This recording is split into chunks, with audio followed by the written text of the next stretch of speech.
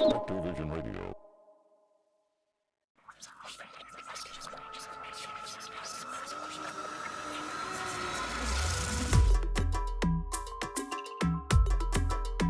Welcome to Caribbean Mystics Podcast, where we marry mysticism, superstition, and lore. I'm your host, Paulina. And I'm your host, Gabrielle, and we are your resident Caribbean Mystics. Join us today as we explore the depths of real supernatural stories told by real people located right in our very own backyard.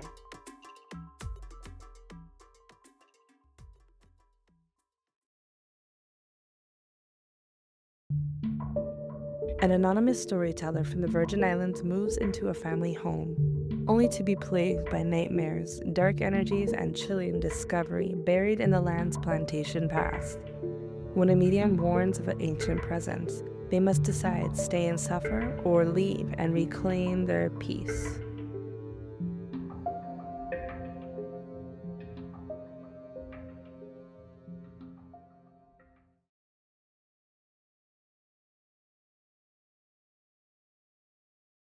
I was born and raised in the Virgin Islands, and I've decided that I didn't want my identity shared with this story because we live in such a small community, and I didn't want to deal with the judgment that could come from this. And so I've decided to withhold my name.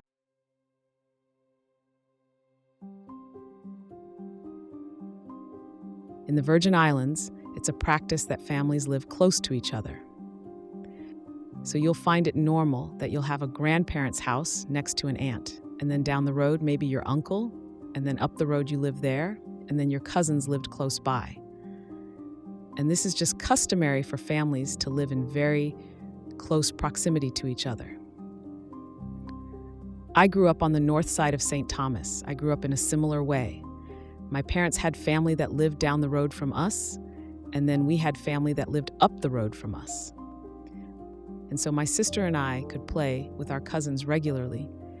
And when we became adults, our parents actually built a little home next to their house on the same parcel of land, but just a little further down the way. And they allowed us to live there.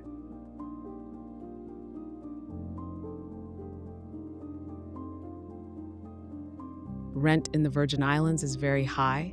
So we were super happy to be given that opportunity to live there without having to pay very much. It was also nice to get to live next to family, but also live on the land that we had spent our entire lives on. And so when we moved in, my sister and I got into the busy work of cleaning and decorating and selecting who would have what bedroom and just getting the place together so we could live there comfortably. Initially, when we moved into the house, I would say we felt so excited. It was our first time moving out of our parents' home. And so we anticipated that, feeling of independence, and we enjoyed each other's company. So we were really happy that we got to live together.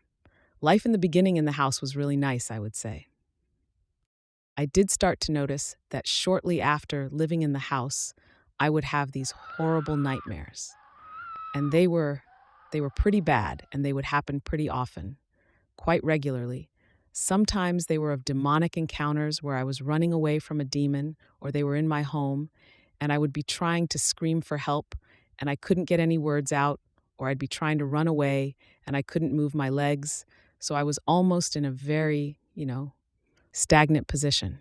Or I would be running away, but I would be moving so slow that I just knew that I wasn't going to get away in the dream.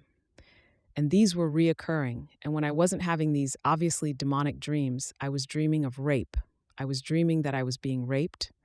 Friends of mine, even people I didn't know, I would be watching getting raped. And so it was pretty traumatic. But I've also been a very visceral dreamer. And in my mind, thought maybe this was just a bout of really bad dreams, and it would eventually fade with time.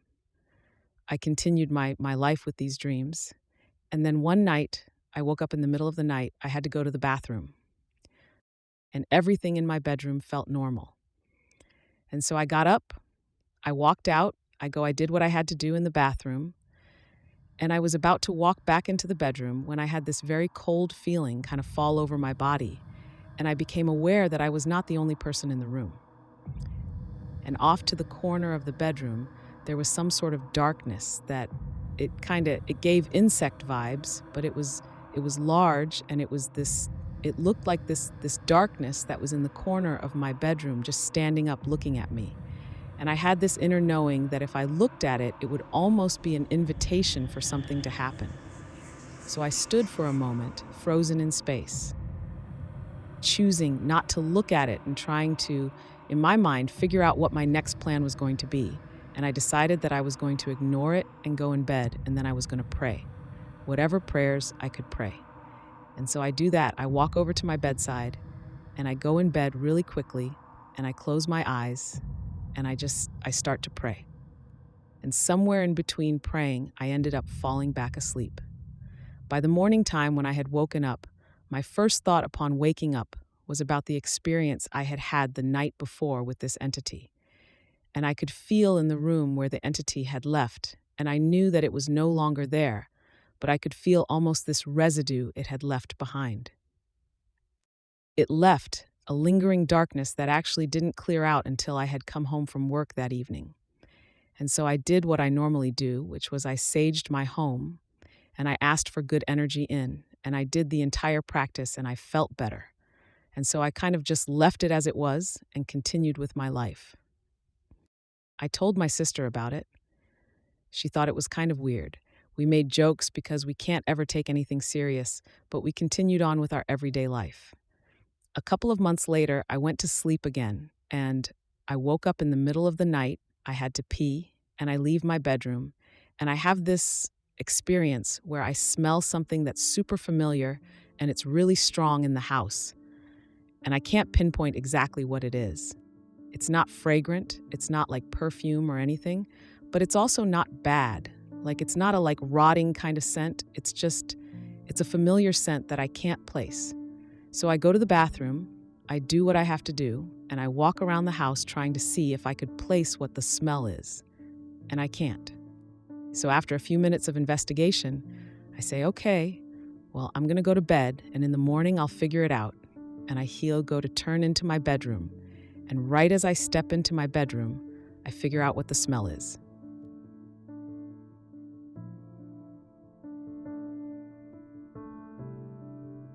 I wasn't immediately scared. I go inside my bedroom, I go to lay down, and a little bit unsettled by the experience, I closed my eyes and I could hear this very faint, it was faint, but it was noticeable sound of chains. Like chains, like a chain link, something dragging across the floorboards of my home. And my home is wood, so noise between rooms travels very easily. And I could hear these chains dragging along my living room floor. And at this point, I am afraid because it's not something I can explain away. It's not something I want to go and investigate. And it reminds me of the occurrence I had had a few months before with that dark entity that was in the corner of the room. So I pray. I actually stayed up for hours praying. I was pretty shaken up. And by that morning, I just knew that I needed to sage again. And I told my sister about what had happened. I could tell she was curious by the experience. I don't want to say she wasn't taking it serious, but it's just like when you are the person that isn't experiencing it, it's very hard to be able to empathize with the person that is experiencing these things. So while I think she believed me, I also don't think she understood the gravity of what I was feeling. I decided that I was just going to put up a bunch of protections in my house, even things that I had never done before. So I had bought these protection salts that I had found off of Etsy. And I started placing protection salts around my home, which is basically a mixture of sea salt or our Celtic sea salt with different herbs and oils and stuff that are intentioned for protection. And I had put those around the perimeter of my home. I was saging once a week, and I felt like I had gotten to a place where I had kind of kept whatever this energy was at bay, but I knew that it was lingering. I was pretty shaken up at that last occurrence, and I decided that I was going to go to the medium.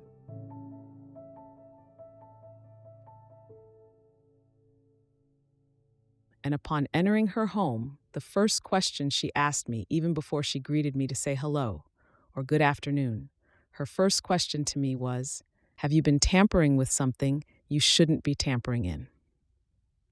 And I was immediately confused because I don't do as much as I probably should do in terms of like meditation and connecting and prayer. And so I was kind of confused by her question. And so I felt like I had to really explain to her, like in a very wholehearted way, like, no, I have not been doing anything. In fact, I have not been doing as much as I should be doing. And so she said that she got this very strong feeling that she needed to put up protections for our session. And she didn't understand why that was. But she wanted to make sure that I hadn't unknowingly attracted something through maybe some divination tools I was using, or maybe I was working with a new deity or something. So I sit down and the session starts super quickly. We usually do a lot of like pleasantries. How are you? How's everything going? She went right into it, and I can tell that the information she had to share with me was very important, and it was very time sensitive. She said that there is something that is attached to the land that I live on, and I, again, am confused because I have always lived on this land. And she said that it isn't necessarily attached to a house or a person, or it's not even attached to the bloodline. It doesn't belong to my family. It's not some sort of, family member, long lost family member that passed away and is hanging on. It is something that lives in the soil. And she tells me that before my family owned the land, that there was somebody else that owned the land before. And that person had purchased the land from somebody else who owned a plantation on the land. I could see how it could have been used as a plantation before, because I knew that these structures were on the land from time I was a child. But her biggest advice was I needed to hurry up and get out of living there because things would only ramp up. It would only get worse, and it was energetically unsafe for me to stay. She cautioned me again before the session ended, and she reminded me that I had no right or responsibility to get in the way of this spirit and this land and whatever karma was attached between the two, and that I needed to just pack up and go. She said that one of the things that I needed to understand is that this energy, while it did not like my family being on the land, and it specifically didn't like me and my sister living where we lived, it also felt like it was connected to us, because when my parents were building their home, they were using excavators on the land, and something was found on the land, and it was kept. And because it was kept, it created an energetic cord between my family, the land, and the energy that lived on the land. And again, a time sensitivity, because I knew that I needed to first convince my sister that we needed to move out because something was wrong. Keep in mind, she was not having these experiences, but then I also had this bit of doubt inside of my head. So I think part of the doubt came from the fact that all of this felt so recent. I feel like I have to state again, I grew up on this land, and I had never had these experiences before. So on my drive home, I decided that I was going to test this medium's skills, and I was going to go to my parents and ask them about the history of the land and what they knew. And I was also going to ask them about this mysterious artifact that they collected from the land. And I was going to use this as an indication to see if this medium knew what she was talking about. So I go to my parents, not wanting to tell them anything, because then they would be like, "Ooh, you and this woo-woo shit again." And I knew that they wouldn't take me serious, and I needed somebody to take me serious. So I go to my parents and I ask them about the history of the land. And they told me that, we really don't know much because there wasn't a lot of really great documentation at the point in time that it came into our family's hands. And so there wasn't a really big historical archive that would have information. But they did say, which was what I had remembered as a child, is that they did see these animal catchments and such on the land and these rock walls that I had iterated earlier. And so they knew that animals lived on the land. And then, I asked my father specifically, if there was anything that was found on the land that my parents collectively had decided to keep. And my father told me that they had found I don't know how to explain it well, but if you're familiar with the old rum bottles that you would see in the pirate movies, they're these really, really old rum bottles, and they don't make them like this anymore. So the rum bottles are kind of ornate and they're pretty. My father had found about 4 or 5 of them, and he thought that they were beautiful and they're antique and all the things. And they were still in good condition, which is hard for glass bottles to have lasted for, over 100 years, several hundred years. So he kept them, washed them out, and my parents had them actually displayed in their home above the cabinetry. They had just put them up there.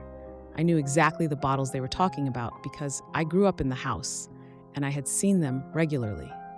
So after my parents basically affirmed that everything the medium said was right, I decided I had to get out of there because I didn't want to stay there. And then things got really out of control, which is what the medium said would happen eventually if I did not leave. So I go home, and after a couple of weeks of drilling this into my sister's head, she finally says, "Okay, no problem, we can leave," and we start looking for another apartment situation.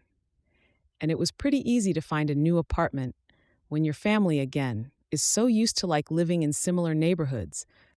I had happened to have a grandfather that had a few different apartments, and so he was able to give me and my sister an apartment for a comparable price. So that worked itself out. But something that I remember is when I was cleaning the house. I used to clean our house every week. I would make sure that I did something because we generally weren't messy people. But when it came time to moving out, there was this thick coat of dust on everything. It was so thick that you kind of had to wipe the surfaces several times in order to get the surface completely clean. And it was so weird to me because I had, 1, never noticed it, and 2, for someone to clean so often and have this intense buildup of dust form so quickly. The only thing I could come up with was that the energy was literally leaving this tangible physical residue on everything. It was the wildest thing.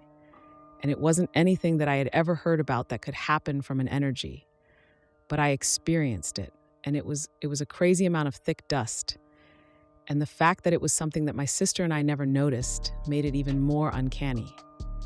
We ended up moving out of the home, and things got so much better in our lives. We didn't realize that we were mentally struggling while we were living in the house. It was almost like we lived in with a film or some sort of a filter over us where we weren't connecting dots. We weren't seeing how, some of our own miscommunications and unresolved anger and anxiety and depression was connected to this house. It was almost like it was draining us while keeping us blind all at the same time. It was unreal.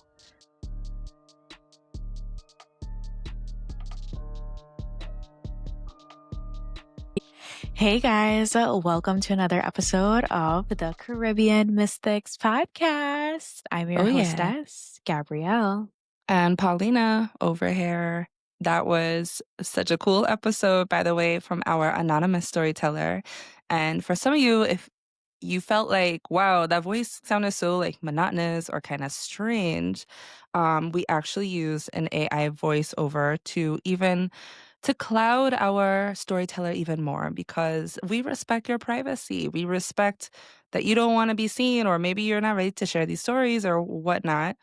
Also, I'm telling you that because it's an option if you have something you really want to share and spill the tea on, but you don't want, Granny to know or Yeah, someone. I agree. Your privacy is really important to us. And so if you tell us hey, I don't want my voice, or I don't want my name, or I want to change minor details to conceal my identity, we are in full support. I think the important part is that we just find ways to capture these stories because they really do illuminate the fabric of the Caribbean community, our belief systems, and just some of the really amazing and strange energy that we have in this place.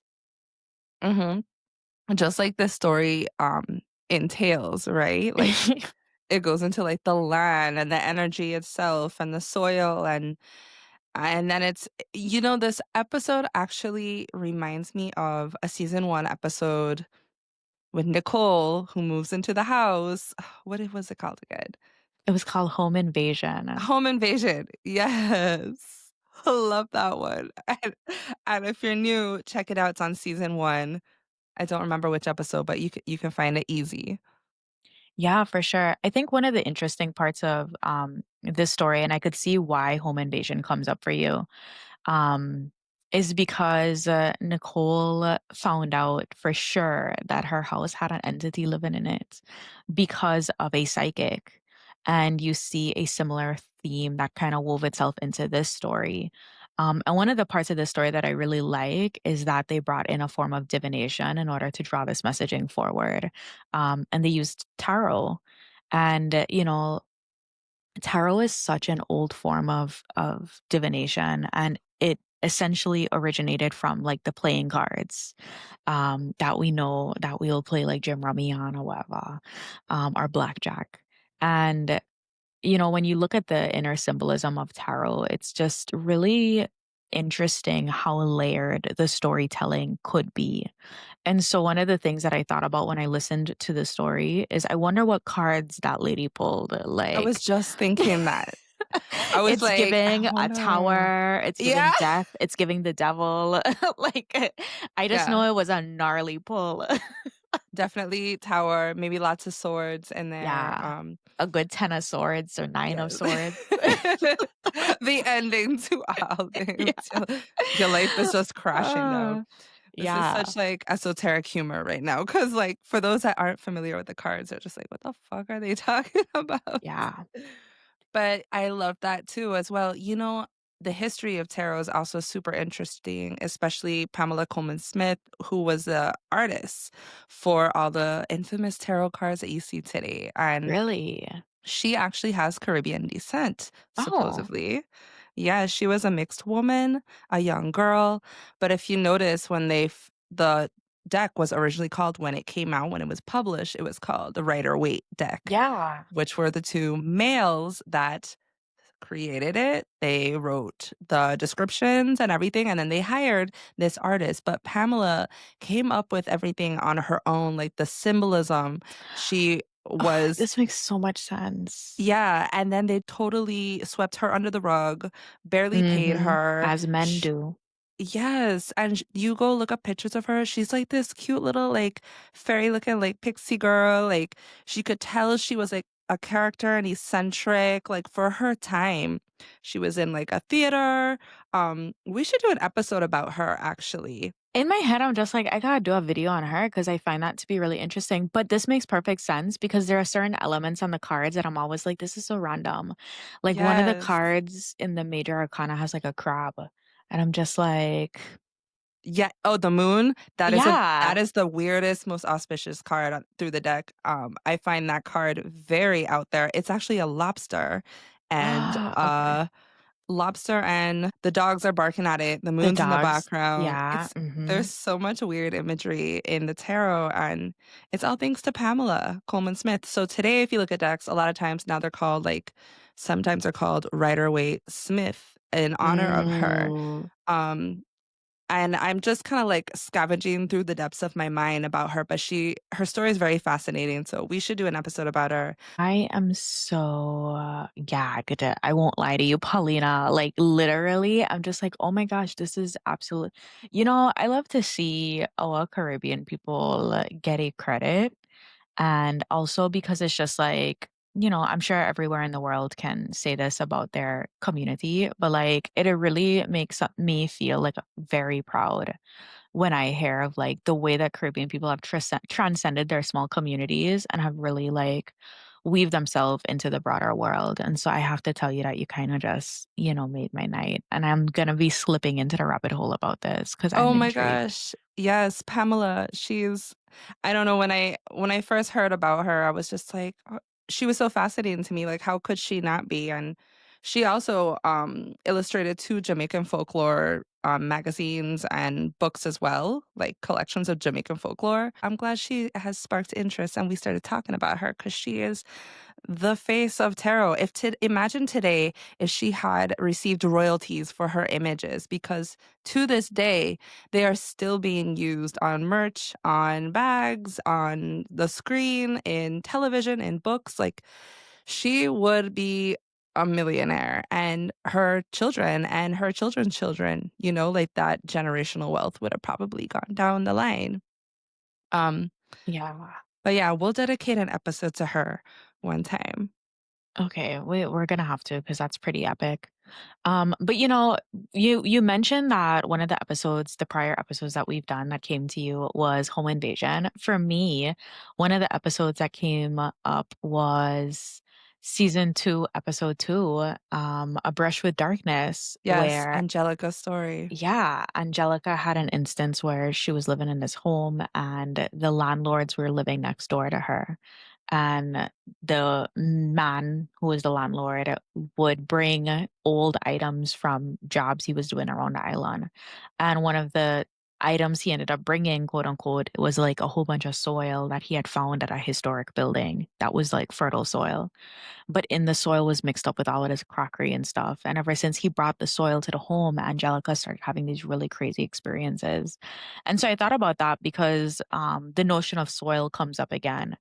And like bloodshed on the soil and how it's essentially trapped energy into a Mhm. particular location. And strangely enough, one of the two places came to mind when I thought about that. The first was the Gettysburg um, address, but specifically Gettysburg. Gettysburg is one of the most haunted places in the United States. And when you go there, you feel the energy of that space. It's certainly not neutral energy.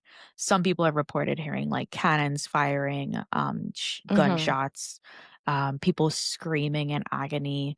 And it's a testament to the energy that was released in that particular space, and not just the energy of the people that were being bombarded or hurt, but also of the gun firing and like all of the explosives and stuff. And then the second place I thought about is our sugar mills. We have all of these sugar mills that are scattered all along the Virgin Islands, mostly in St. John and St. Croix, and then across the greater Caribbean, because I know they exist on other Caribbean islands, but specifically in the Virgin Islands, we have a lot of sugar mills. And when you go to those spaces, it feels like hollowed ground, especially if you're somebody that's in tune with feelings, because some people go there and they think it's a great place for like a tea party or their kid's birthday party. Um, but the people in front of the land really do observe a sense of like sacred honor for that space. But when you go there, the energy there feels very alive. And to be honest, um, I visited quite a few of the sugar mills in St. John, and the energy at that land doesn't necessarily feel sad like what you would. Uh, There's almost like a peaceful energy that's come about that space. And I'm sure over the years, people have gone there and done clearings. I was just about to say, Yeah, I'm sure I people have can like given back to the land and. I can guarantee you that's happened, and the only reason I say that is because, I had an interesting conversation once with an elder, and I'm not gonna say her name because she's very, old school when it comes to Mhm. that. She's a straight up medium, but she doesn't refer herself as that. She's Puerto Rican descent, and before we started this show, she was, like, telling me, she's like, "You guys shouldn't do it, not even talking about it is good," and it came from a lot of fear, but I also think she didn't fully encompass or understand where we were coming from when we first started the show.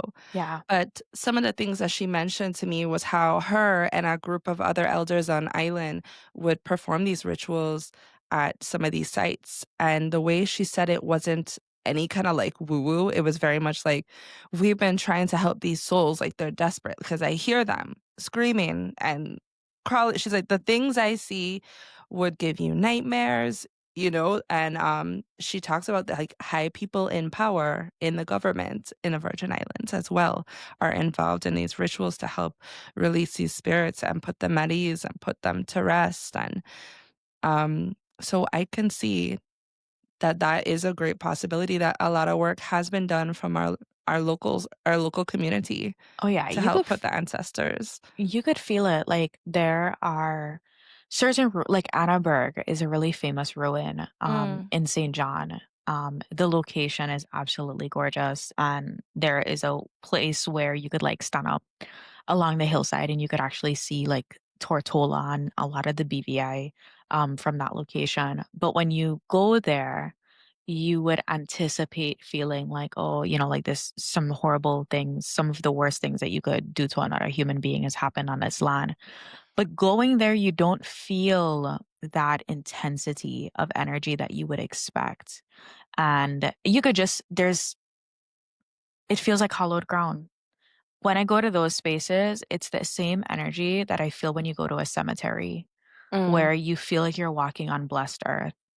And so I could guarantee that with the amount of suffering that's happened on that land, it's required more than one clearing that has probably happened by many people throughout the decades or even the last couple of centuries. But anyway, to take us back to the story that we're talking about, um, one of the things that I think about too is when we consider clearing land, um, if the spirit, and P, let me see what you think about this. If a spirit is not asking to be cleared and their reason for being on the land has nothing to do with you, do you think that it is in integrity to clear that spirit off of the land when the spirit has chosen to be there? Like, if, like when you tell the story just now, you were talking about a lady and how she would have people screaming, and, there were these inclinations that the energy wanted to be helped. Yes. Do you think you're crossing energetic boundaries when Yes, you definitely. clear? Because Okay, I think of it as a way, again, anytime when people talk about, like, the spirits and the ghosts and stuff, I can't help but look at them as, like, a person because that's what they were at one same. point. So, like, I feel like when we call them, like, "Oh, this spirit," it almost objectifies them in a way, like, Mhm. it takes away their humanity, their I personality, and that agree. they were an individual at one point. So, it's the same thing if someone was saying, "No, I don't want to move out of my house." Mhm. Are you gonna drag them out? Like, so Yeah. I guess I feel, no, like, that totally goes against the integrity and forcing something out. Plus, how if you were to force, who knows what kind of, The you know, correct. I wonder things what, will come about. yeah, like the karma behind that. I agree with you 100%. And when I think about this story, I don't get the impression that that energy is ready to leave that space. Mm, And that's one of the reasons I was asking, because I think that sometimes our humanness is just like we want to help. Something that I learned at Sage that was really like kind of mind blowing for me, but I'm just like very grateful for the lesson is our humanness makes us want to help. And sometimes when you're in the middle of like a meditation or someone's having like a really big moment and they start to cry, our inclination is that we want to touch them, we want to hug them, we want to show solidarity in that pain, right? But sometimes that interrupts the process of them having that experience. It takes them out of the experience and it brings them back into the room when they came there with intention that they were going to feel into that experience. And so sometimes in helping things, you actually lock it further in place because there are certain things that are not intended for us to interfere with.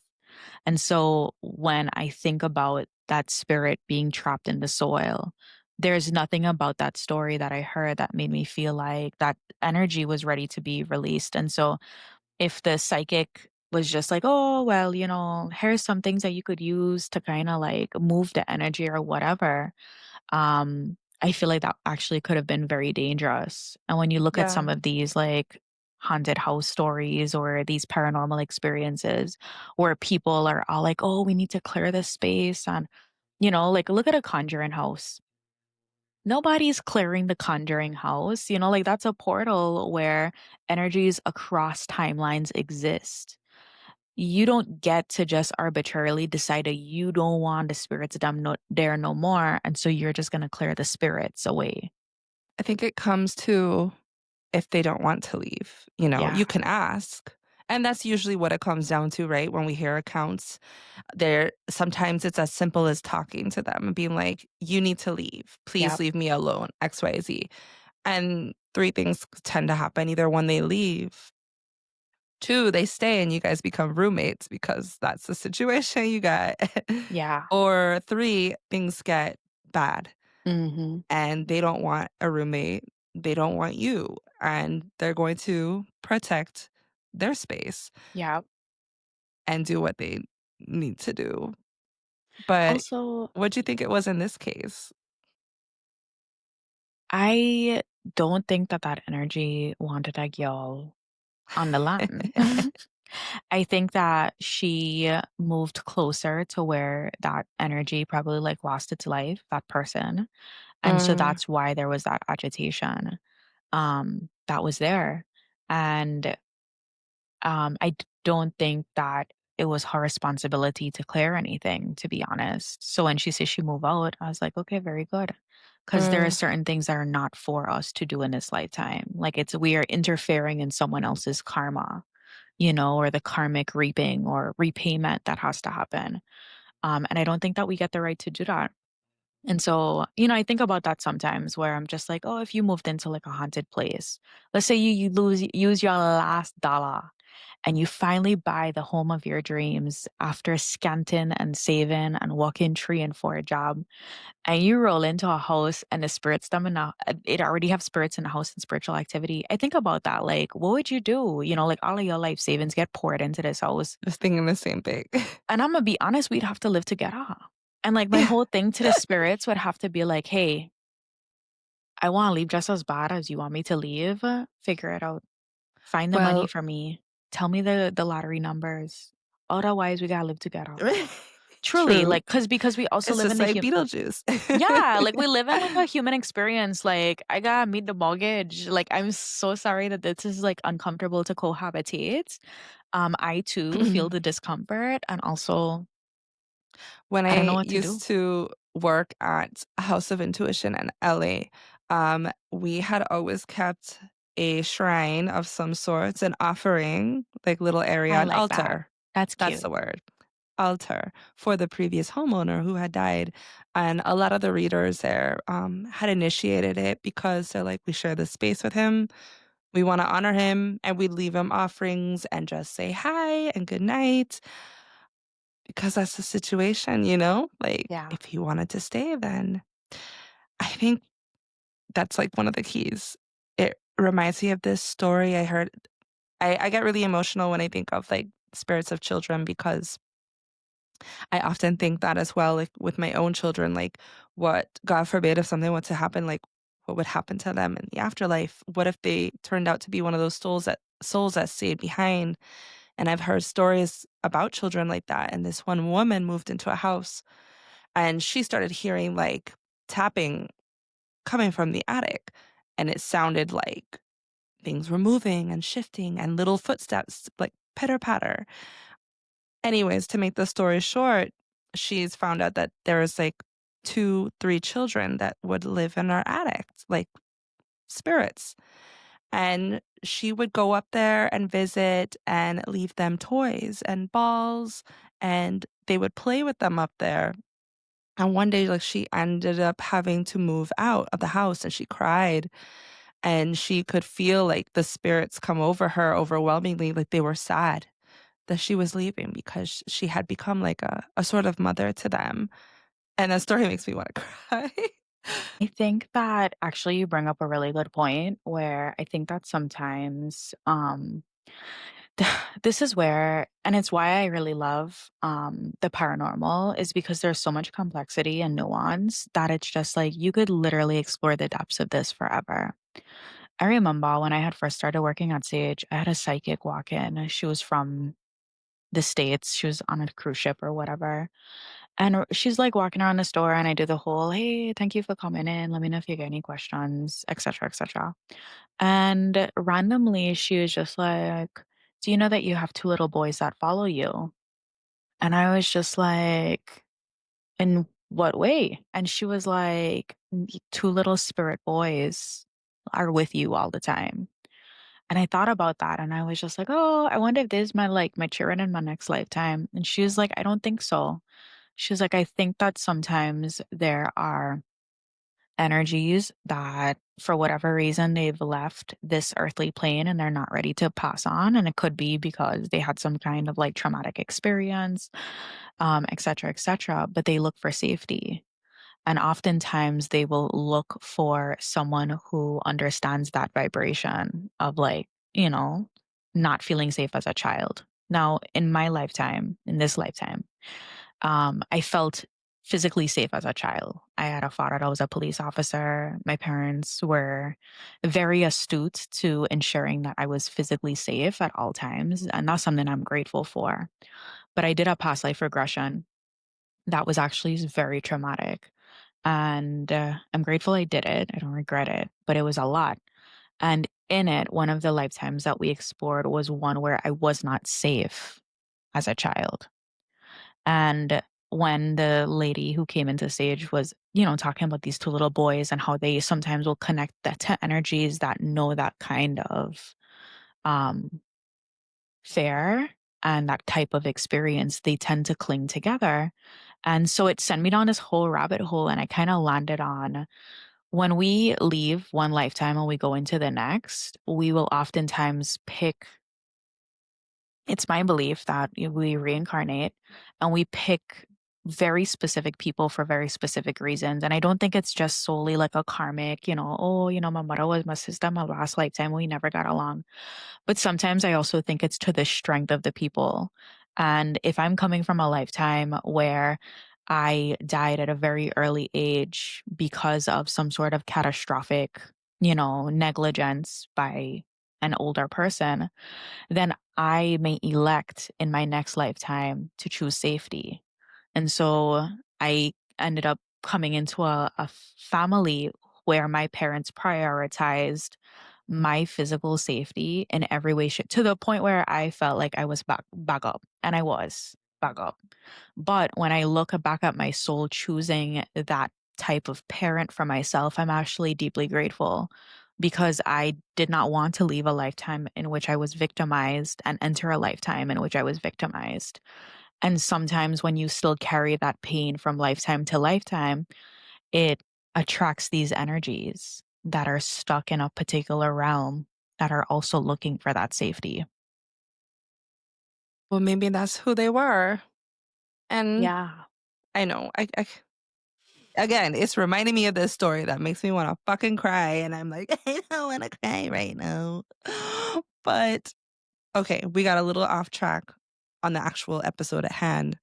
So I'm going to bring it back around. Yeah. Bring us back around, P. Bring us back.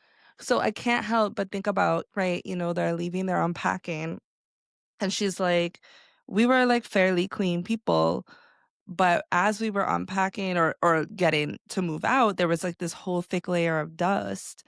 And of course, like I can argue like, well, it's just fucking dust. Like, face it, you didn't dust everything. Like it happens. It's okay. Maybe you didn't fully clean it. But it also made me think of like ectoplasm, which was a very like trendy um spiritualism factor back in the day. Like 19th century spiritualism was like the highlight of modern society. People would go to um other people's houses and they'd do these like Victorian-esque seances, and they'd have like photography in the background where they'd capture like the spirits and the ectoplasm. And of course, like a lot of it was debunked and just turned out another like snake oil to profit off of people's despair and sadness of losing a loved one. I'm not denying the possibility of Wait, ectoplasm. wait, back it up. Hmm. I don't think you told us what ectoplasm is specifically. Oh, okay. Without looking at Wikipedia off the top of my ADHD brain, it's like a substance that's produced from spirits. Mm-hmm. But I think Mm-hmm. it first kind of became popularized back in the 19th century. Spiritualism was very popular, and spiritualism was just kind of like a generalized term they used for people that would be into contacting the dead. So all those old like Victorian historical photos you see of people like having seances in their beaded gowns and their lounges and pincushion couches, like that was the era of spiritualism. And often in these pictures, you would see something called ectoplasm, which was like this weird substance that would form shapes and designs. In the pictures, it was like captured in midair and it would float out of the medium's mouth sometimes. The spirit would come into their bodies and then they'd throw up this ectoplasm that would float like like a jellyfish This in is the so weird, air. Paulina.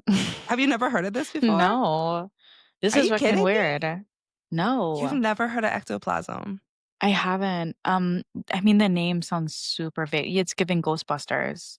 The So, names, yeah. yes, Ghostbusters actually adopted the ectoplasm because if you remember from the Ah, movie, okay.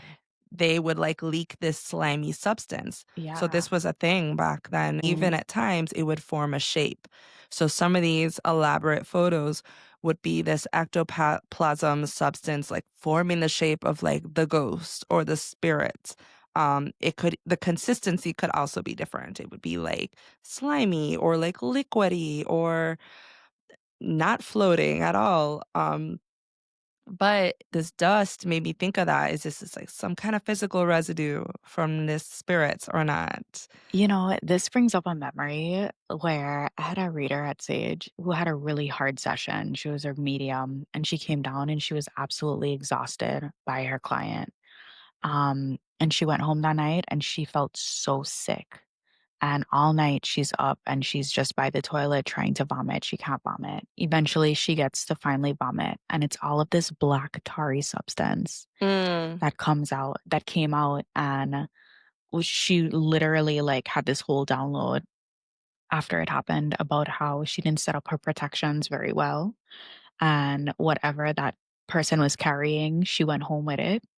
And she literally had to purge it from her physical body. That could have also been throw up, but because you've heard of stories where like people will puke out like the energy that they consumed, Yeah. right? And it's like black tar or puke, or even like, in a story we might be having like coming up and a past story we had like giving birth to Mhm. something otherworldly. I'm not gonna lie, that would actually leave me feeling pretty uneasy. Like, anything entering my body or coming out of my body would leave me very, like, shaken up. Like, that's probably something I would have to, like, take a step back and have to, like, put aside the ritual or ceremony or whatever it is I'm into, just so that way I can process that and integrate that into my life. Because I would be very stressed. Oh, it's really weird. Just Google it, and I wanna just see your reaction because the photos are so eerie. Okay. So, P, let me ask you, just to round out the story. Mhm. I know that there was this conversation around in the story where she mentioned that her father had taken all of these like old bottles back to the house. Do you think that that strengthened the connection? Because the family already lives on the property. Do you think the taking of the bottles and putting them from one location to the next, but on the same property made that much of a difference? I don't know, to be honest, because, like, why aren't the parents experiencing anything? Yeah. Like, that's my question. Like, they took the items. Well, remember, she lived closer to where blood was spilled. Okay, so the origin points. I Yeah. see. Yeah.